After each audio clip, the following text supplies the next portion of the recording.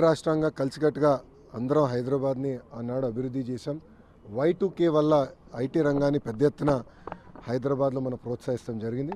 ఇప్పుడు మరి అలాంటి అవకాశం ఏదైతే ఆర్టిఫిషియల్ ఇంటెలిజెన్స్లో ఉందో ఆ అవకాశం భారతదేశానికి వచ్చింది. ప్రత్యేకంగా విశాఖపట్నానికి అవకాశం వచ్చిందని మంత్రి గారికి చెప్తాం జరిగింది. దానికోసం కొన్ని కొత్త యాక్ట్స్ తీసుకురావాలి, కొన్ని స్పెషల్ ఎకనామిక్ జోన్స్ ఏర్పాటు చేయాలి, డేటా సిటీస్ లాంటివి ఏర్పాటు చేస్తే కేవలం రాష్ట్రానికే కాదు దేశానికి కూడా మంచిది. దానికి కావాల్సిన అంటే ఫైనాన్స్ మినిస్ట్రీతో కానీ కోఆర్డినేషన్ కానీ ఇవన్నీ కూడా ఆ వివరాలను కూడా గౌరవ మంత్రి గారు చెప్తాం జరిగింది. రైల్వేకి వచ్చేగల నన్ను 91,000 మెజార్టీతో గెలిపించిన మంగళగిరి నియోజకవర్గంలో రైల్వే భూముల్లో దశాబ్దాలుగా ప్రజలు నివసిస్తున్నారు. వాళ్ళందరికీ ఎన్నికల ముందల వాళ్ళు నివసిస్తున్న స్థానం రెగ్యులరైజ్ చేస్తాను కూడా హామీ ఇస్తాం జరిగింది. అది కూడా నేను గౌరవ మంత్రి గారిని కోరాను, ఆయన కూడా అనుకూలంగా స్పందించారు. ఇంతేకాకుండా ఈజ్ ఆఫ్ డూయింగ్ బిజినెస్లోనే కాకుండా స్పీడ్ ఆఫ్ డూయింగ్ బిజినెస్లో భారతదేశం అగ్రస్థానంలో ఉండాలి.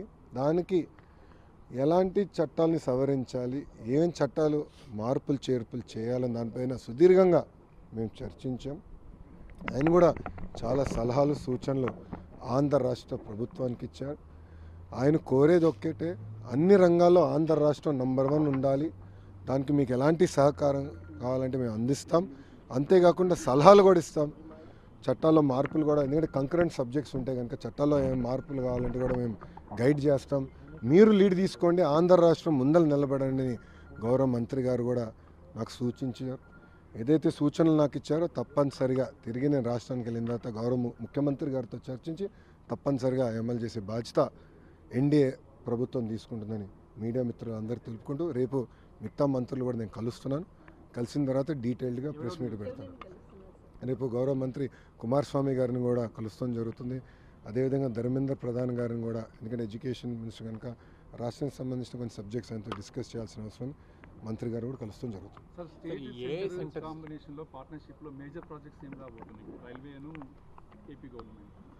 రైల్వేకి సంబంధించి ఆల్రెడీ బడ్జెట్లో చాలా స్పష్టంగా కేటాయింపులు చేశారు. వస్తున్నారు, చాలా స్పష్టంగా కేటాయింపులు జరిగినాయి. ఇప్పుడు ప్రాజెక్ట్స్కి వచ్చేగల ఐటీ ఎలక్ట్రానిక్స్ రంగానికి వచ్చేగల పెద్ద ఎత్తున ప్రైవేట్ సెక్టర్ పెట్టుబడులు పెడుతున్నాయి.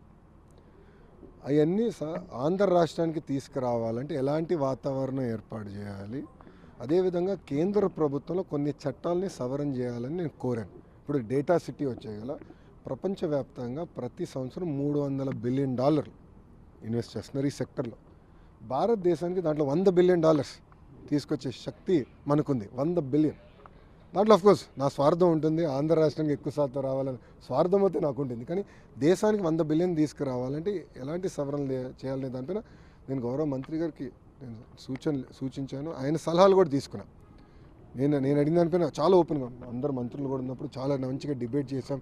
ఏం చేస్తే బాగుంటుందని కూడా ఆయన కూడా సలహాలు ఇచ్చారు. తిరిగి వెళ్ళిన తర్వాత కొన్ని కంకరెంట్ సబ్జెక్ట్స్ కొన్ని మార్పులు చేర్పులు స్పీడ్ ఆఫ్ డూయింగ్ బిజినెస్ చేసేదానికి ఆయన కూడా సలహాలు ఇస్తాం జరిగింది. ఐటీలో మనం సర్వీసెస్ సెక్టర్లోనే ఎక్కువగా ఉన్నాం, but product manufacturing IT products తయారు చేయడంలో దాని మీద ఏమైనా ఫోకస్? మీరు చూస్తే ఇన్ఫ్యాక్ట్ సర్వీసెస్లో మనం నంబర్ 1లో ఉన్నాం. ప్రోడక్ట్స్ కూడా ఇప్పుడు వస్తున్నాయి భారతదేశానికి.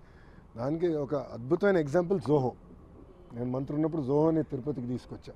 ఒక అద్భుతమైన ఎగ్జాంపుల్ అది. అట్లా అనేక కంపెనీలు కూడా ఇప్పుడు ముందరకు వస్తున్నాయి. మోడీ గారి నాయకత్వంలో ఈరోజు చూస్తే స్టార్టప్స్లో కూడా పెద్ద ఎత్తున భారతదేశం ముందరికి వెళ్ళింది. దాంట్లో భాగంగా రతన్ టాటా ఇన్నోవేషన్ హబ్ చంద్రబాబు నాయుడు గారు ఇప్పటికీ చాలా స్పష్టంగా హామీ ఇస్తాం జరిగింది.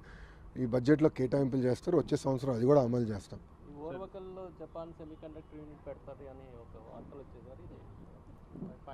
నాకన్నా ఫాస్ట్గా మీకే వస్తున్నాయి.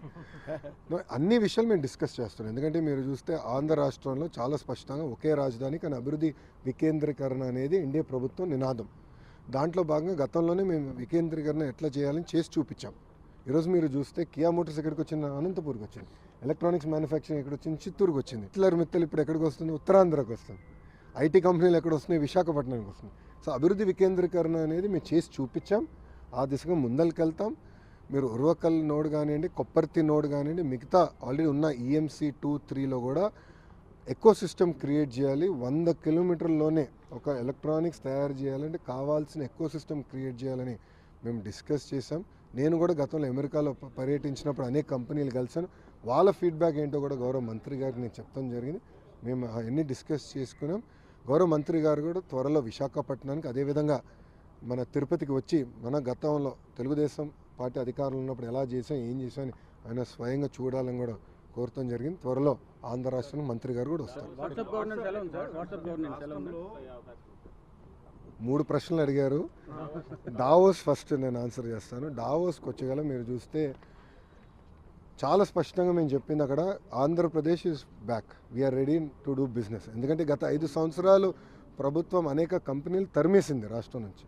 వాళ్ళకి ముందర మనకు కాన్ఫిడెన్స్ ఇవ్వాలండి. మీరు చూస్తే 7 నెలల్లో అనేక పరిశ్రమలు మేము తీసుకొచ్చాం.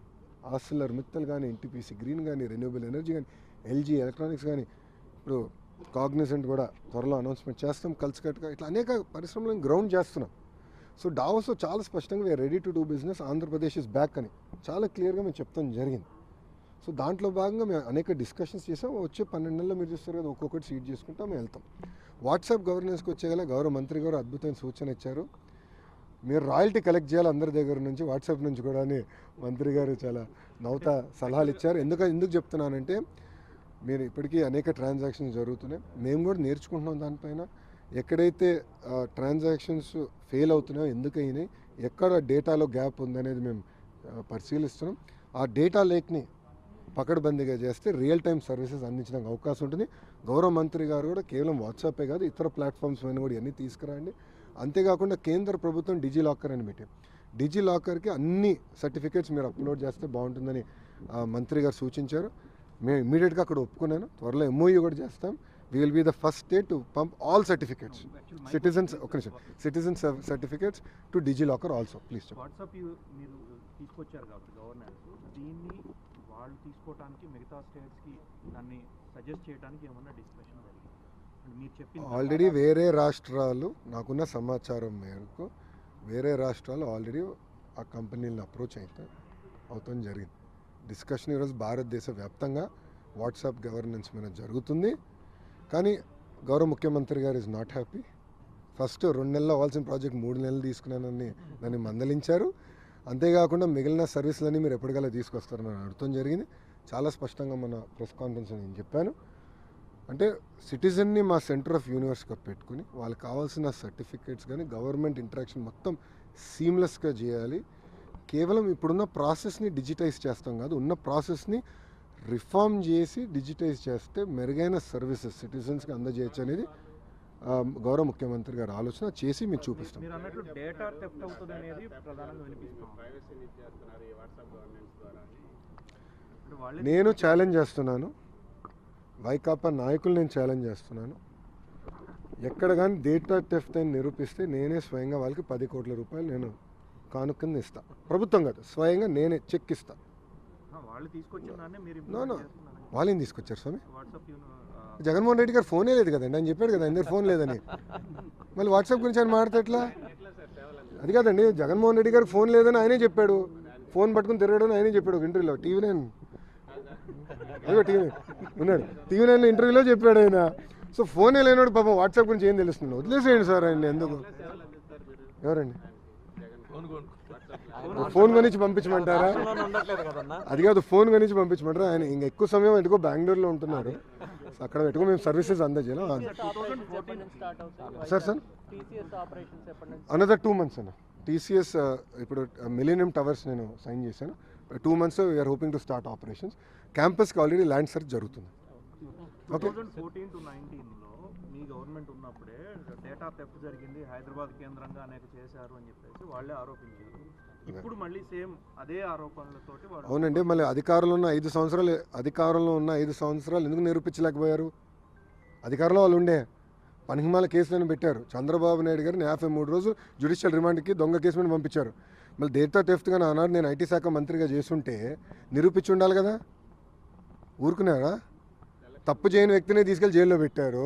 పొరపాటున నేను తప్పు చేసి ఉంటే ఎక్కడుండేవాడిని? నేను ఎందుకు తప్పు చేయాలి? నాకు అవసరం ఏముందండి? నాకు ప్రజల డేటా నాకు ఎందుకు అవసరం అండి? మాకు కావాల్సింది ఓటర్ లిస్టు, అది పబ్లిక్ డాక్యుమెంటు. మాకు కావాల్సింది ఓట్లు. ఈరోజు తెలుగుదేశం పార్టీ సిస్టమ్ మొత్తం ఓటర్ లిస్ట్ మీద డిపెండ్ అయి ఉంది. సింపుల్. మీరు కూడా సభ్యత్వం తీసుకొని మీకు అర్థమవుతుంది మా సిస్టమ్. ఏఐ గురించి ముందు మాట్లాడారు. గవర్నమెంట్ ఆఫ్ ఇండియా యూనియన్ బడ్జెట్లో ఏఐ సెక్టర్స్ గురించి ప్రతిపాదించినట్టుంది. అందులో ఏదైనా ఏపీకి రిక్వెస్ట్ చిన్న అడుగుతున్నాను. నేను మంత్రి గారికి గౌరవ ముఖ్యమంత్రి గారే లెటర్ రాశారు. Centre of excellence for education Andhra రాష్ట్రానికి ఇస్తే బాగుంటుంది. ఎందుకంటే విద్యాశాఖలో టెక్నాలజీతో జోడించి అనేక రిఫార్మ్స్ తీసుకురావాలని మేము అడుగులేస్తున్నాం.